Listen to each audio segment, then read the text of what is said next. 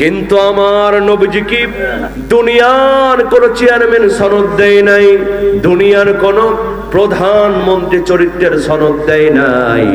আমার নবীজিকে স্বয়ং আল্লাহ পাক সনদ দিয়া বলছেন, ওয়া ইন্নাকা লাআলা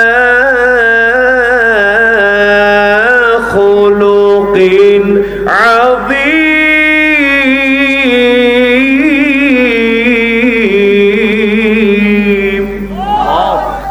আল্লাহ পাক সনদ দিয়ে বললেন, নবী আপনি হলেন উত্তম চরিত্রের উপরে আদিষ্ট। আমার ভাইয়েরা, আল্লাহ পাক যাকে চরিত্রের সনদ দিয়েছেন তার চরিত্রের মধ্যে দুনিয়ায় কোনো কালিমা লাগতে পারে? আল্লাহর নবীজির চরিত্র ভালো, মক্কার কাফের বেঈমানরা সবাই জানে, কিন্তু ওদের টেনশন হলো নবীজির চরিত্র ভালো, কিন্তু এই মুহাম্মদ বিন আব্দুল্লাহর বিচার করবে কে? এমন তো বিচারক নাই যে জানে মুহাম্মদ একজন সন্ত্রাসী। জোরে কোন সুবহানাল্লাহ। আবু জেহেল টেনশনের মধ্যে পড়ে গেল, আবু লাহাব, উতবা, সাইবা তারা চিন্তার মধ্যে পড়ে গেল, মুহাম্মদকে কিভাবে ষড়যন্ত্র করে হামলা মামলা দেয়া যায়, তাকে জেলের মধ্যে রাখা যায়। আমার ভাইয়েরা, একটু ব্রেন দিয়ে ওয়াজটা বোঝার চেষ্টা করবেন। হক এবং বাতিলের লড়াই এখনো নয়, আগেও হয়েছিল, এখনো হবে, কিয়ামত পর্যন্ত থাকবে। দেখেন কাফেরদের ষড়যন্ত্র কেমন। আল্লাহ নবীজির বিচার করার জন্য আবু জেহেল, আবু লাহাব, উতবা, সাইবা তারা প্ল্যান করে ফেললো, মক্কা নগরের বিচারক দিয়ে নয়, বিদেশ থেকে বিদেশি বিচারক নিয়ে এসে মুহাম্মাদের একটা বিচার করা লাগবে। এমন একজন বিচারক আমরা নিয়ে আসবো যে মুহাম্মদ সম্পর্কে ভালো করে জানে না। এই রকম বিচারক দিয়ে বিচার করে একবার যদি তাকে জেলের মধ্যে আমরা ভরতে পারি, তাহলে আমাদের গদি নিয়ে আর কোনো সমস্যা নাই। এই প্ল্যান করে আবু জেহেল, আবু লাহাব, উতবা, সাইবা তারা খুঁজতে খুঁজতে ইয়ামিনের একজন বিচারককে পেয়ে গেল। আমার ভাইয়েরা, ইতিহাস খুলে দেখেন, ওই বিচারকের নাম ছিল হাবিব বিন মালিক। জোরে বলেন নাম কি? হাবিব বিন মালিক ইয়ামেনের বিচারক। এই হাবিব বিন মালিকের কাছে একটা পত্র লিখে দিল, ও মুহাম্মদ বিন আব্দুল্লাহ, তুমি যদি এই মুহাম্মদ বিন আব্দুল্লাহ নামক একজন সন্ত্রাসী, একজন মিথ্যাবাদী মক্কা নগরীতে জন্ম হয়েছে, ও হাবিব বিন মালিক, আপনি তো বড় বড় বিচার করে থাকেন, আপনি মক্কা নগরীতে চলে আসেন, এই মুহাম্মাদের একটা বিচার করে দিয়ে যান। হাবিব বিন মালিক চিঠিখানা পড়ে তিনি, ওই হাবিব বিন মালিক ইতিহাস সাক্ষী মুসলমান, একজন নয়, দুইজন নয়, 22,000 সৈন্য নিয়া আল্লাহর নবীজির বিচার করার জন্য মক্কা নগরীতে প্রবেশ করেছে। জোরে জোরে কন্যা বাবা নাউজুবিল্লাহ।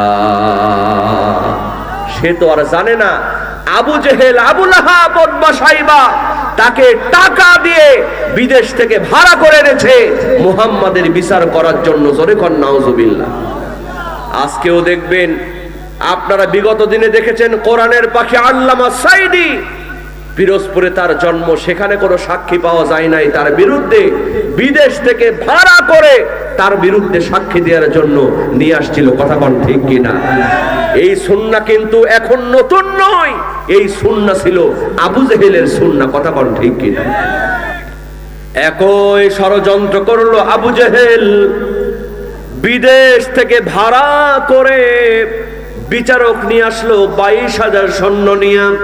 ওই বিচারক মক্কা নগরীতে প্রবেশ করলো। আমার ভাইয়েরা, আবু জেহেল সেই মুহূর্তে বিশাল বড় একটা মঞ্চ তৈরি করলো, একটা বিচার কার্য তৈরি করলো। আল্লাহর নবীর বিচার করবে, এমন সাধারণ বিচার তো হলে চলবে না। এখন যেটাকে বলা হচ্ছে আন্তর্জাতিক অপরাধ ট্রাইব্যুনাল, এরকম ট্রাইব্যুনাল আজ থেকে 1400 বছর পূর্বে আবু জেহেল আল্লাহর নবীজির বিরুদ্ধে গঠন করেছিল। বিচার কার্য তৈরি করার পরে ওই বিচার কার্যের মধ্যে 2টা চেয়ার বানিয়েছিল। জোরে বলেন কয়টা চেয়ার? একটা হলো স্মরণের চেয়ার, আর একটা হলো রৌপের চেয়ার।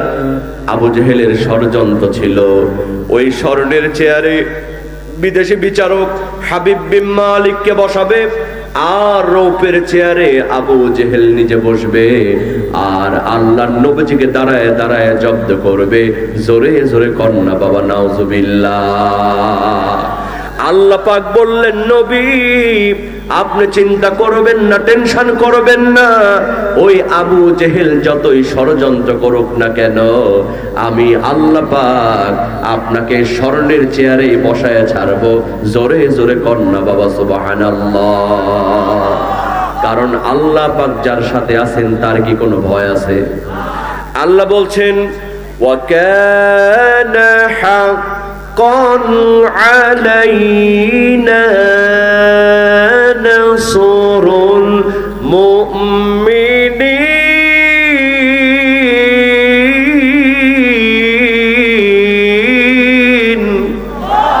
আল্লাহ পাক বললেন, যখন কোন মুমিন বান্দা আমার উপরে যখন ভরসা করে, আমি আল্লাহ পাক তাদের সাহায্যের জন্য যথেষ্ট হয়ে যায়। আবু জেহেল ষড়যন্ত্র করে বিশাল মঞ্চ তৈরি করে কয়টা চেয়ার বানালো? 2টা চেয়ার। আল্লাহর নবীজিকে পত্র লিখে পাঠালো, মুহাম্মদ বিন আব্দুল্লাহ তুমি যদি সত্য আল্লাহর নবী হয়ে থাকো, এই বিচার কার্যে আসো, তোমার একটা বিচার ফায়সালা করা হবে। জোরে কর নাউজুবিল্লাহ। ইতিহাস সাক্ষী মুসলমান, আল্লাহর নবী চিঠিখানার মধ্যে একটা চুমা দিয়া ওই বিচার কার্যের দিকে রওনা করবেন। পাশে বসে আছেন হযরতে ওমর। সুবহানাল্লাহ। হযরতে ওমর বলছেন, নবী আপনি আবু জেহেলের দিকে যাবেন না। ও নবী, ওই আবু জেহেল আমাকে দিয়ে পরিকল্পনা করেছিল। কথা কোন ঠিক কিনা? ওমরকে দিয়ে পরিকল্পনা করে নাই, হযরত ওমরের কানের মধ্যে ঢুকায় দিয়েছে, ওমর তুমি এত শক্তিশালী নেতা, আর তোমার এলাকায় থেকে মুহাম্মদ কোরআনের কথা বলছে, আমাদের গদি নিয়ে সমস্যা হবে, যাও তুমি মুহাম্মাদের কল্লাটা নিয়ে আসো। নাউজুবিল্লাহ কবেন না? তরবারি হাতে নিয়ে হযরত ওমর আল্লাহর নবীজির কল্লা উড়ায় দেওয়ার জন্য যাচ্ছেন। পথের মধ্যে একটা লোক বলে, ওমর যাও কই? কয় আব্দুল্লাহর পুত্র মুহাম্মদকে হত্যা করতে যাচ্ছি। যতক্ষণ পর্যন্ত আব্দুল্লাহর পুত্র মুহাম্মদকে হত্যা করতে না পারবো, ততক্ষণ পর্যন্ত আমার তরবারিটা কোষের মধ্যে ঢোকাবো না। লোকটি বলে, ওমর তুমি যে জন্য মুহাম্মদকে হত্যা করতে যাচ্ছ, সেই মুহাম্মাদের ধর্ম তোমার বোন তোমার ভগ্নিপতি গ্রহণ করেছে। সুবহানাল্লাহ বলবেন না?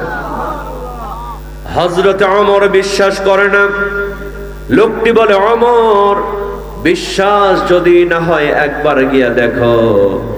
হযরত ওমর সেখান থেকে রওনা করলেন বোনের বাড়ির দিকে। ঘরের মধ্যে ঢুকতে যাবেন, এমন সময় ওমরের কানের মধ্যে ভেসে আসলো, ওমরের বোন ফাতিমা কোরআন তেলাওয়াত করতেছিলেন। তাহা মা আনজালনা আলাইকাল কুরআনা লিতাশকা। চিৎকার দিয়ে বলেন আল্লাহু আকবার। হযরত ওমর বাইরে থেকে যখন কোরআন তেলাওয়াত শুনলেন, হযরতে ওমরের পাথরের মতো দিলটা মমের মতো গলতে শুরু করে দিল।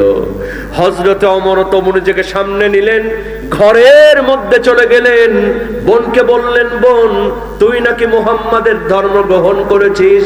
বলে হ্যাঁ করেছি। হযরতে ওমর মারতে শুরু করে দিলেন।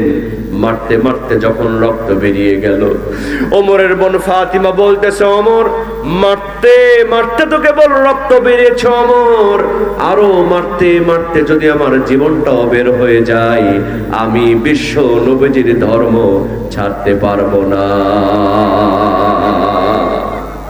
হযরত ওমর লজ্জার মধ্যে পড়ে গিয়েছিলেন। বললেন, বোন রে এত করে মারলাম, জীবন দিয়া দিবি? রক্ত বেরিয়েছে, তবু ঈমান ছাড়বি না, ধর্ম ছাড়বি না। আমি যখন আসতেছিলাম একটা সুন্দর বাণী শুনলাম, এমন সুন্দর বাণী তো আমার জীবনে কোনোদিন শুনি নাই। বোন রে, আমার এই জিনিসটা একবার দেখা। সুবহানাল্লাহ কবেন না? ওমরের বোন বলছে, ওমর তুই হচ্ছিস অপবিত্র, আরে কোরআনটা হলো পবিত্র। তুই যদি এটা দেখতে চাস তাহলে গোসল করাই, পবিত্র হয়ে আয়। হযরত ওমর গোসল করে আসলেন, পবিত্র হয়ে আসলেন। ওমরের কানের মধ্যে শোনানো হলো, তাহা মা আনজালনা আলাইকাল কুরআনা লিতাশকা। চিৎকার দিয়ে বলেন আল্লাহু আকবার। হযরত ওমর কোরআনের বাণী শোনার সঙ্গে সঙ্গে এক দৌড় দিলেন আল্লাহর নবীজির দরবারের দিকে। দুইজন সাহাবী আল্লাহর নবীজিকে রিপোর্ট দিলেন, ইয়া রাসূলুল্লাহ জলদি করে নিরাপদ আশ্রয়ে চলে যান, ওমর কিন্তু নাঙ্গা তরবারি নিয়ে আপনার দিকে আসতেছে। আল্লাহর নবী সঙ্গে সঙ্গে বললেন, সাহাবী চিন্তা করো না, টেনশন করো না, আজকে ওমর আমার কিছুই করতে পারবে না। আমার কেমন যেন মনে হচ্ছে ওমরকে আল্লাহ পাক ইসলামের জন্য কবুল করেছে। কেউ বাধা দিও না, আসতে দাও। হযরত ওমর নাঙ্গা তরবারি নিয়ে হুজুরের সামনে আসলেন, বসলেন। আল্লাহর নবীজিকে বললেন, ইয়া রাসূলুল্লাহ, ইয়া হাবিবাল্লাহ, এসেছিলাম আপনার দেহ থেকে কল্লাটা আলাদা করার জন্য, কিন্তু পথের মধ্যে যে কোরআনের বাণী আমি শুনলাম, এই কোরআনের বাণী শুনে এখন আমার নিজের কল্লাটাই ইসলামের জন্য দান করে দিলাম।